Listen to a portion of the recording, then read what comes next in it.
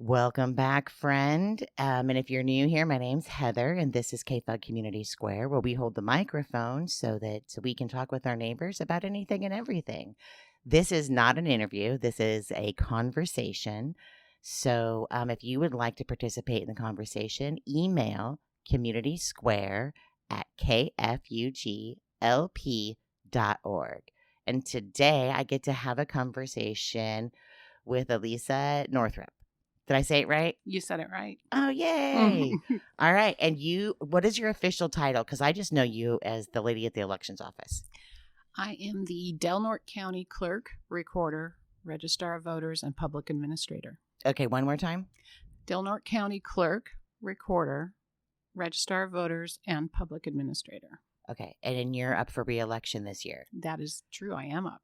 So we'll see your name on our ballots that got mailed out on Monday. Yes, you will. Okay.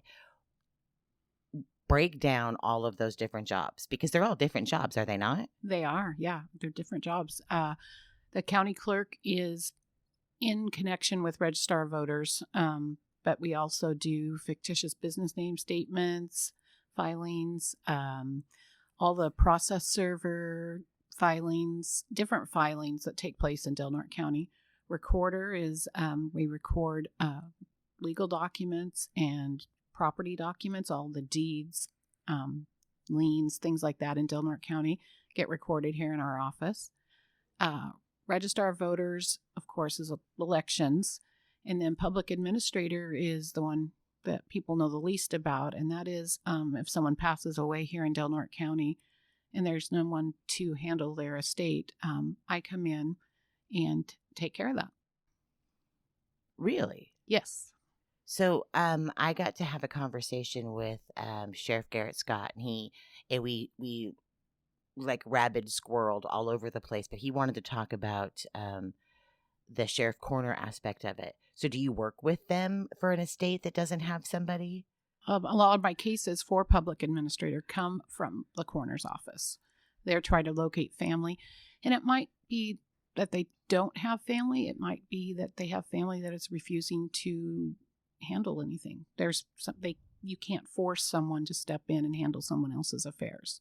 So sometimes there's family that just doesn't want anything to do with it. Wow. Yeah. Wow. So that sometimes that's for financial reasons. They don't have the ability to step in and do it, and it's just easier capacity. Or would that be because they don't have contact with that family member? Both. Okay. It's been both cases where they haven't spoke in years. There was something that happened years ago and they want nothing to do with it. And sometimes it's financial where they just can't handle it. Okay. So like there could be like this weird thing that you're the next of kin if somebody who passed away in another state and their elections lady is going to call you? I am in California the only elections lady who is also the public administrator. Oh my gosh. Yeah. It's an odd combo, but it works. Okay. So you're not like overwhelmed. Your office isn't overwhelmed doing that extra duty? Sometimes it's a little overwhelming, and I feel like it gets overlooked a lot of times during budget process and stuff, that it is a extra, on the office, a little more pressure. And especially if I have something happen right in the middle of an election to handle, it puts the pressure on. And there are duties that fall under that job that I think a lot of people just don't realize I'm doing it, but it is, it works out. Being the recorder and we also do like the birth certificates, death certificates, marriage license. So a lot of times, and property records, it helps. I have all that right here at my fingertips if I need to see if the person owned any kind of property, or if there was a something filed earlier, a death certificate or something that could be related to this individual. So that helps out. So, wow, I had no idea. I mean, we don't think about those things, but that happens. It does happen. Somebody who's single, they're the last person in their family, right? They don't have contact with somebody because it's not safe for them, or they weren't safe for the other individual. How often does that happen every year? It really varies, but I usually have at least a couple cases a year Sometimes they all come at once. Sometimes it'll be nothing and then everything happens. But, and that's one of the reasons I really tell people, even if you don't feel like you have anything that you need to take care of, but just make sure your wishes are known and that, all of that is taken care of. Because if something happens, you want to make sure, it's hard for me sometimes to make those decisions because I want to respect that person's feelings and beliefs. And it's hard when you don't know that person sometimes and you're trying to respect that. So I'll talk to friends, I'll talk to people that knew the individual. So just make sure your wants, needs are known, put it out there what you want to happen after you're gone. Wow. So, and correct me if I'm wrong, if I'm reading something into this, looking at your face and the tone of your voice, you look at that as a sacred responsibility? Is there, you're trying to like... Yes. I feel it's very important. I've said, it's just really hard to imagine leaving this earth and there's no one, not that cares, but there's no one that it's going to affect. So I take that responsibility and I try to make sure that I'm caring, and it's not just a job that this individual is going to leave, and I'm going to try to do my best to respect their wants, their needs, their desires of how they live their life. And they're still a human being who's leaving this earth, and you don't want to just treat it where you get cold and it's just another case and you just deal with it. But so that's my biggest thing. If you can, try to make sure you tell somebody how you feel about certain things and what you want. I know it's a tough decision or conversation to have sometimes, but it's important. It really is. Is this okay to talk about? Do you have like the emotional capacity to have this? Okay. I do. Yeah. This was the hardest part of my job when I first, started doing this. It was very, I don't know what the right word is. Not, it just was so not depressing, but kind of like, wow, this is, because you don't realize this happens sometimes. And it's especially when you're from a big family and you've got siblings and you've got parents, that there are people that are alone and don't really have someone. So it was pretty heavy at first, to be making these decisions for someone and trying to, find anyone that could help out with as far as helping you make these decisions. So yeah, it was pretty tough. But then I kind of started trying to come at it with a more positive attitude, that I was stepping in and doing something that was important for this individual. And even though I didn't know them, I was going to do the best I can to make sure that, like I said, that they're leaving this earth with someone who cared, someone who, even though I didn't know them, I cared. And I was going to do my best to make the decisions to show that. I have two questions for you. Okay. One, do you view that as like the solemn act of love that you can give one of our neighbors before they go home? And then two, how old were you when you got this job and you first had to do this? I do. Like I said, I feel like this is something I can do to show, as they're passing on, that final act of love for someone who doesn't have anyone else at that moment to show that. Because we're all human beings, and this was somebody's child. That's what I think of sometimes. At some point, this was a little baby. This was a little child, And a lot of my cases are cases of people who have made bad choices and maybe are in a tough spot and have ended up in a bad place. But I always try to remind myself of that this was, at one point, this was somebody's baby. This was a little boy or girl running around and just being a kid. And so they're a human being and they deserve that respect and love. And how old was I? I was probably in my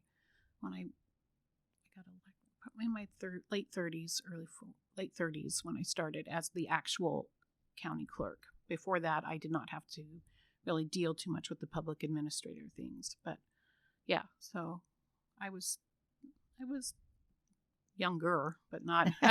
So you started before you were elected. You were an employee of the election lady's office. Yes, Because there's so many jobs here. I started out on the recorder side of the office when I was hired. So yeah, I started out in 2001, I believe, was when I was hired. Came to work for the county. Okay, and what year were you first elected? 2010 is when I ran. Why did you run? Well, I had hesitation. I thought about it because I thought I can do the job. And to be perfectly honest, I felt like anybody else that ran and was hired, I would probably be training them.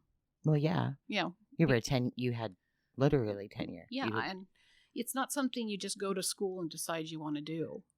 You're going to have things that make you more successful. You're going to have things you can do that will help, strong suits, but you just don't go to school and say, I'm going to grow up and be the county clerk or the Registrar of Voters. So I realized pretty much what happened is we're going to end up training this individual, so I might as well do the job myself. Okay. Did anybody run against you the first time you ran? I had someone run against me, yes. Okay. And then did anybody run against you after? No, just the first time. Okay. Yeah, because you rock it. I mean, you're really good at it. I appreciate that. Thank you. I appreciate that. Even like when I ran for office, I came in, I had no idea how to do it. I mean, you didn't give advice, but you did say this is the paperwork. This is the date you need to turn it in. If I had questions, you answered my questions. You were always available. And I have never met a candidate that didn't say, just go and ask. They'll tell you. She'll tell you. She'll explain that to you. So that was amazing. I appreciate that immensely. Well, I appreciate that. That's what we're here for. I want to.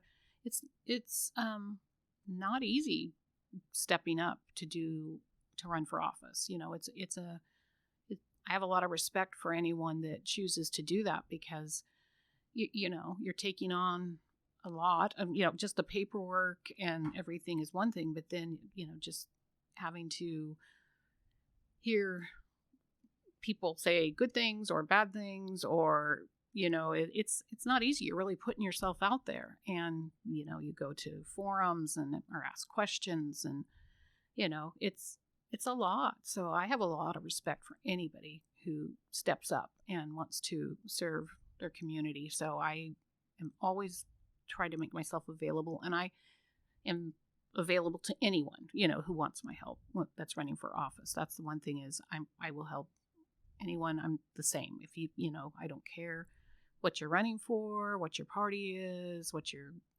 feelings are. If you need help, I'm there to help you.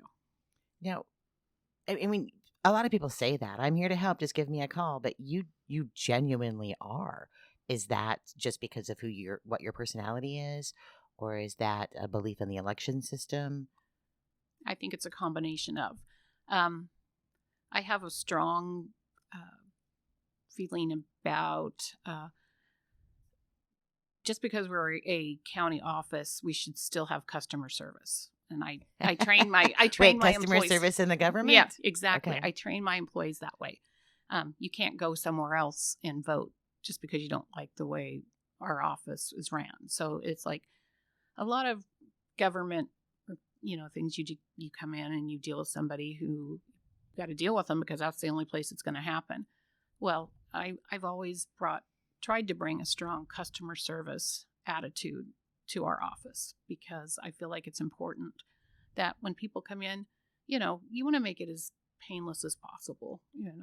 People come in and they don't want to be here any more than probably you want them there sometimes, but it's why make it any more painful than it needs to be. So, and when people walk away happy, I think it says a lot about you and your office, my employees that, they came in, had to pay a fee or something and give you money and write a check. They're not happy, but when they leave, if they're, not you just want them to leave with a positive attitude or a positive experience. And, or if they came in upset, if they can leave with a smile, that's my attitude about things.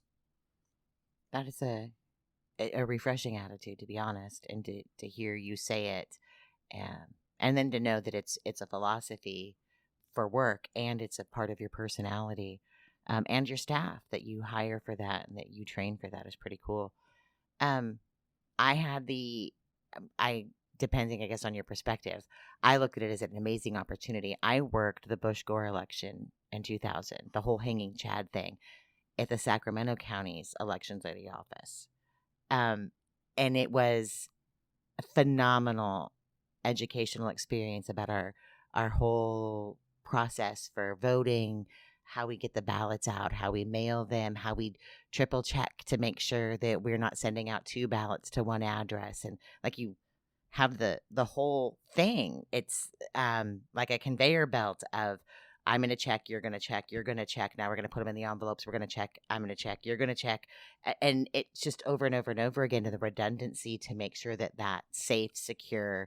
And that was before we had all of this, the issues that we currently have around voting, and the attack that we have on our elections offices, and the employees and those things. Did that happen here in Del Norte County, or was it a little bit less because we know each other and you've been doing it for so long? Was there trust built in already, or did people just react emotionally? I'm not sure why, but we've seemed to be kind of insulated from a lot of that. Fortunately, I have not had any real bad experiences. A few little things here or there, mainly at the polling locations, of people coming in and saying things, and a lot of times it's just emotion. It's election day at the polls, and people, there's emotion. But I feel very fortunate. I feel like I have a lot of support and have had a lot of support for so many different people.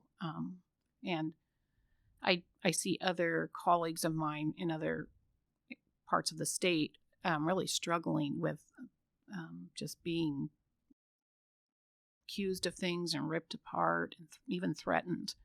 And I feel very fortunate here. So we've got a great community here, and there's always going to be a few, but for the most part, I've had nothing but support. Well, that's good. I would hate to think my neighbors were being mean to you, because you're just incredibly kind to everybody that walks into the door. So, if I wanted to run against you in 4 years, how would I go about doing that? Well, you would need to come into the office and file your paperwork. And one thing people need to know is you need to be thinking about all these things in the primary, because like right now I'm running and I'm on the ballot, but I'm running unopposed. So my race will be decided in June. Okay. So if you thought, everything happens in November in the general, you're not going to have an opportunity to run against me or anyone else that's running unopposed. Okay. So if you're thinking about running in for office for any seat or anything else, would you advise that person to come in and talk to you prior to doing that? Yeah. Yes, definitely. We start working on the June election in January, the end of December, beginning of January. So, and you file for June in February. So there's a cutoff date that you have to turn your papers. It's a month usually, about Okay. 30 days. So you can't just wait and all of a sudden June's coming around and I'm going to run. You got to be planning in advance. So, and it's all put out there. We try to do our best. We publish notices as we're required to. We put stuff on the county website, and but yeah, you got to be aware of what's going on. And there's a lot of people that have the attitude of they don't vote in primaries. Right? Yeah. What is up with that? I don't know. I don't understand it, but it's just always been they feel like, I'll just wait and vote in November. But with California as being a top 2 state, like right now we have 60 people on the ballot for governor. Wow. Okay. In November, there will be 2. Okay, so just so that I understand, if we are starting with 60 and you say we're a top 2 state, what does that mean? The top 2 vote getters will be on the November ballot. So the top 2 Democrats, the top 2 Republicans? Whatever it is, whoever they are. If it's a Democrat and a Republican, it could be 2 Democrats, it could be 2 Republicans. Oh, so it's not 2 from this party and 2 from that party. It's just the top 2 vote getters. So whoever they may be, that's who your choices are going to be in November. So if you wait till November, your candidate might not be there. Okay, so you need to go out and support your candidate. Yes. Okay, so what if, like you're running unopposed? Do I need to still vote in the primary to vote for you? If you want to vote for me, or if you want to run against me, or if you want to run as a write-in against me, all that has to happen in the primary. So just as an example, right now we have 2 Board of Supervisors who are running. One is running with one opponent running against him. So that's going to be decided in June. Okay. Because it's 50% plus 1. So somebody's going to get 50% plus 1. Okay. The other one is running, there's 3 people running. So that could go to a runoff, or it could be decided in June, depending how the vote goes. Okay. But there's no guarantee. So that's one of my biggest things with people is just don't underestimate the importance of a primary. Okay. So when is the last day to, because there's the mail-in ballots. I got mine in the mail. Mm-hmm. So I can just pop mine in the mail today and send it back. When is the election, the primary? June 2nd. June 2nd. Yes. Okay. And polls close at 8, so you have till 8 o'clock to vote? 7 a.m. till 8 a.m. and 8 a.m. or at 8 p.m. Okay. Polls close. You can drop your ballot off at any polling location that day, so it doesn't have to be your polling location. So if you just want to drop your vote by mail off, you realize you haven't dropped it off, you can drop it off at our office, any polling location, and it will get back here. You can put it in the mail, where they're really advising people to not drop it in the mail on election day, because if it's not postmarked election day, I can't count it. Gotcha. Okay. So, if I'm in line, I get there at like 4 o'clock in the afternoon, and we have a run at one polling location, and I just want to hang out with my neighbors and chit chat, and it gets to be 8 o'clock. If we're still waiting in line, do we just not get to vote? If you're in line by 8 o'clock, you get to vote. Okay. Yeah, as long as you're in line. We once the polls close, they cut it off where that line is. But anybody in line at 8 p.m. is allowed to vote. Okay. And then do you need more poll workers? Because I know sometimes I see on Facebook that there's a request for more poll workers. Do you have enough for the primary? We always need poll workers. We were just talking about this yesterday. We have a lot of our regulars that are, and, they've been doing this for a while, and they're having to step down and for different reasons. So we need new people to come in and take their place. And I personally love when I see the young people come in and do it. Okay. How old do you have to be a poll worker? To be a poll worker, you have to be 18, a registered voter. But I do have a student poll worker program where you just have to be 16, have at least a 2.0 grade point average. And, of course, your parents have to approve and sign consent. Okay. So you're out there helping the youth learn how to participate in their own government. Yes. And sometimes, there is a stipend they get for doing that. It's not a whole lot, but, it's something. And sometimes that's what kind of gets them in the door at first, but that's okay. That's okay. You can get them in the door, and then they realize they enjoy it, and they see the process. Wow, that's amazing. That's really cool. Is that a program that we had before you became our elections lady? I don't think so. I don't remember having the youth as involved, but that was just, I thought, here's a whole group of people that we could be, using to fill a gap we need, plus helping them, get involved in the process early, and maybe creating lifelong voters. So you don't care what anybody's party is or how they vote. You just want them to vote. Absolutely. Yeah. I get so sad, I guess. I don't know about sad or just disappointed when you see election day and it's 60% turnout and you're excited about that. It's like a 60% turnout is like, wow, that's wonderful. And I was thinking, that's really, we're selling ourselves short there. That shouldn't be sufficient, or, we shouldn't be happy with that. That should be like, oh, okay. I want to see 100%. You want to see 100%. When you said 60% voter turnout, I was thinking that's really high. That is high. Yeah. I did feel excited about, like, oh my gosh, 60% of the people decide what happens in Del Norte County. It's like, you're right. It's genuinely sad that what is our regular voter turnout? Well, presidential primary, we'll sometimes get up into the 60, even high 60s. But like other times, we don't even reach 50%. Wow. Yeah. And is that just for like national ticket things and state offices? What is the percentage that participate in local offices and ordinances and those types of things?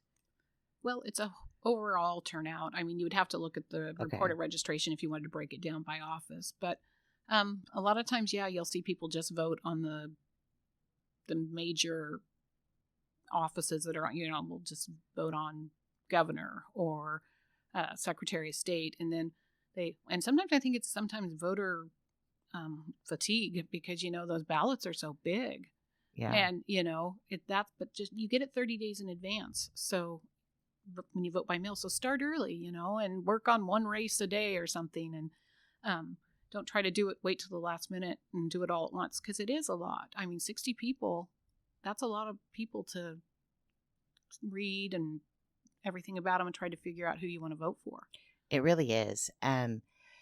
Which is why I switched over to doing mail-in voting, is so that I could sit down when I get my ballot and then look at the different propositions or laws or who I wanted to vote for. And then, right, because we don't know these judges that we're voting for our state Supreme Court or any of those other things. And some of these offices are non-party, so you can't even just be like, oh, well, I'll just vote party line. So I think that's an amazing suggestion to tell people to just fill it out a little bit every day. Yep, that's what I tell people. Or just keep in mind, you don't have to vote for every office on the ballot. If you feel really unsure about something and uninformed, then it's okay, especially the initiatives, the state initiatives, because some of them, people come in, they're just so confused. And I try to give them as much information that's out there that I can. It's what I have in the office, the state voter guide, anything like that. But, if it's just something that you're really unsure of, and they're like, well, a lot of people will tell me, well, then my ballot won't count. And that's not true. Somewhere along the line, that's got out there that if you don't vote every contest on your ballot, that your ballot won't count. And that's not true. Wow. Yeah, that is totally not true. So what is the one thing that is the most repeated misinformation? Because that's misinformation and I don't like misinformation. Really not a fan of it. What is the one or two things that you want people in Del Norte County to know that is factual information regarding voting, such as you don't have to vote on every race or every initiative, or you can have a partially incomplete ballot and it still counts? Well, every ballot is counted regardless of as long as it's received on time, regardless of how far out the races are. Because a lot of people think, well, if it's that far, we just stop. We don't count anymore. Every single ballot is counted regardless. If it's received and, everything's good, it's signed. And that's another thing is, that we check every single signature on those ballots when they come in. And as long as it's a valid ballot, it's counted. No matter how far apart the races or anything like that, it's counted. So don't think just because, that race is, it's not worth my time, or, it's not going to count anyway, because that's not true. Every ballot is counted. So that's a big one. What else is a big one that people always surprises me when they come in?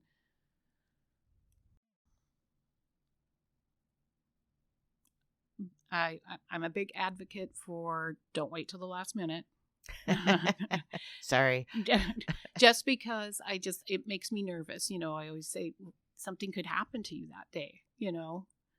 or, if something happens and you can't, I've went to the hospital before to take someone a ballot because something happened and they weren't going to be able to vote. So I went to the hospital. Went to the nursing home because things have happened. So don't wait too long.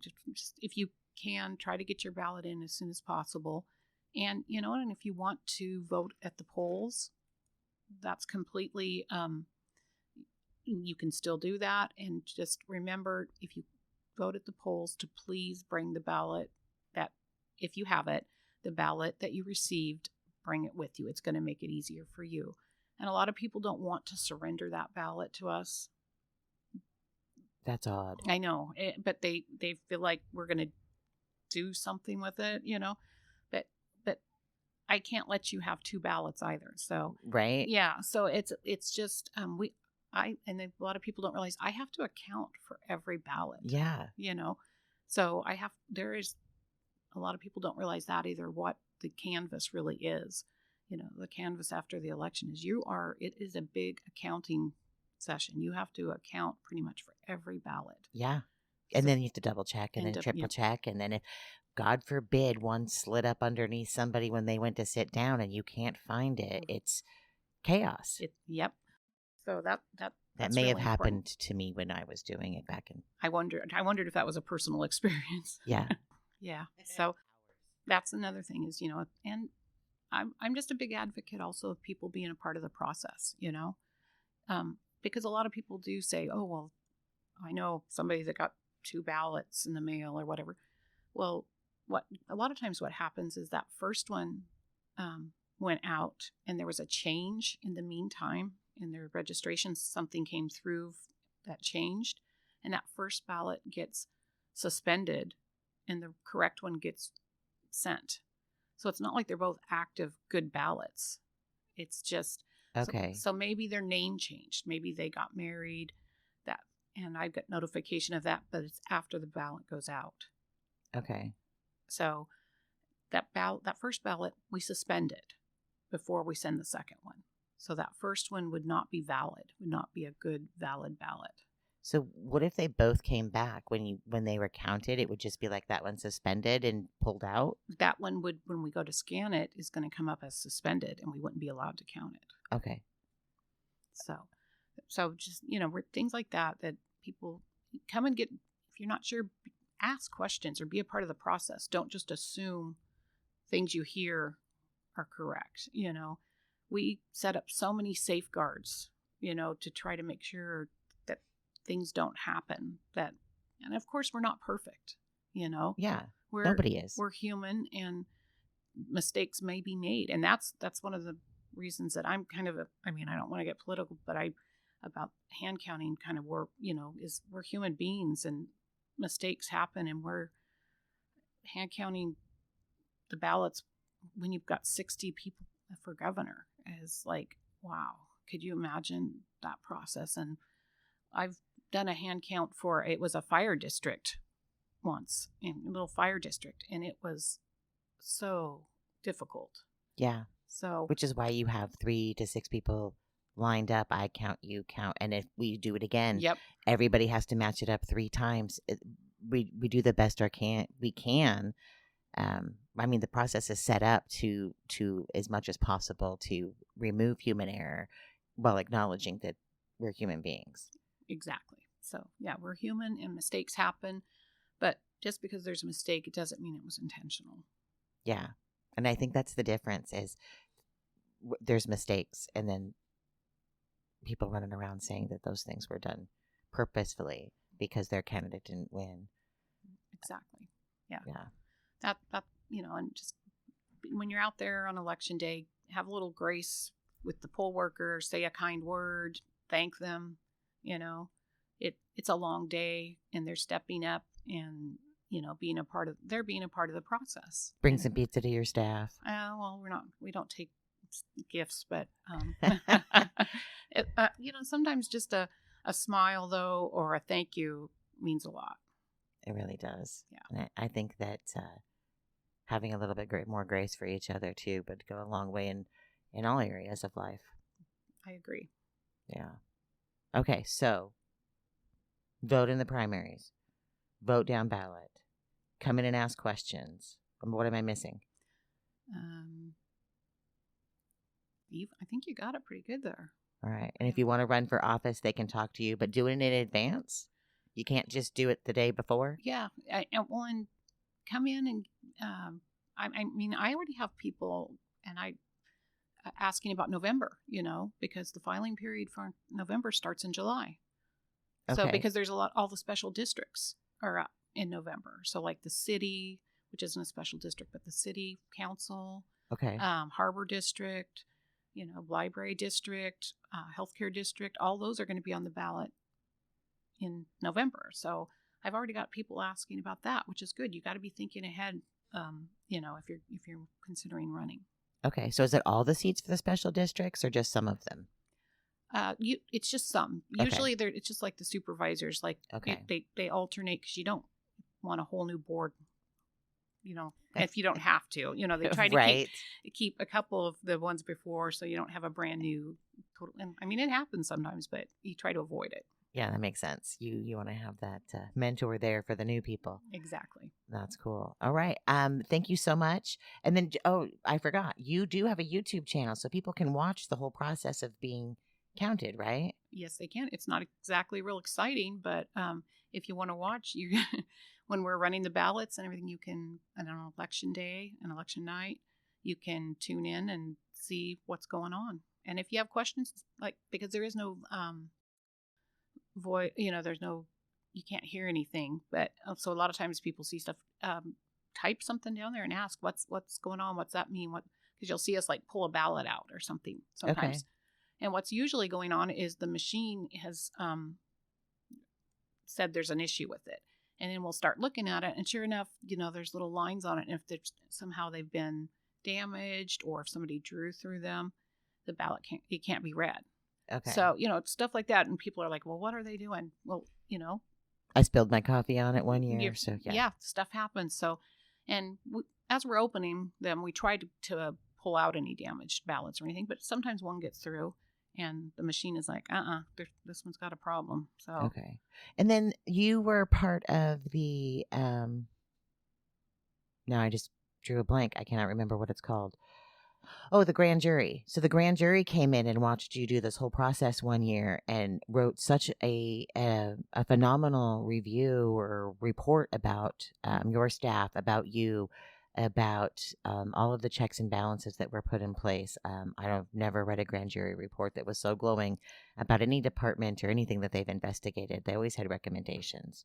So, yeah, I invited them. I sent a letter inviting them to, observe if they would like, and they accepted the invitation. And I just thought it was good to have someone here who's unbiased and could be here for the people, represent and write something and let me know if there was things they thought we should be doing different that would help, be more, help people who are watching or want questions they might have. But so, yeah, I was happy they came in. It was really nice having them here. Well, I'm glad you decided to run and not train somebody else. Yeah. Thank you for everything you do within our community, for being a good neighbor, for being our elections lady, and for being awesome through all of the political changes in our country to ensure that we have safe elections, fair elections, secure elections, and that we have any one of our neighbors that legally qualifies can run for office. And we'll get that assistance. Genuinely thankful for that. Well, thank you for being here. I appreciate you giving me the opportunity to share this with people. All right. So maybe after November and you and your staff have all had naps, we can talk again. Okay. Have a great day. Thanks.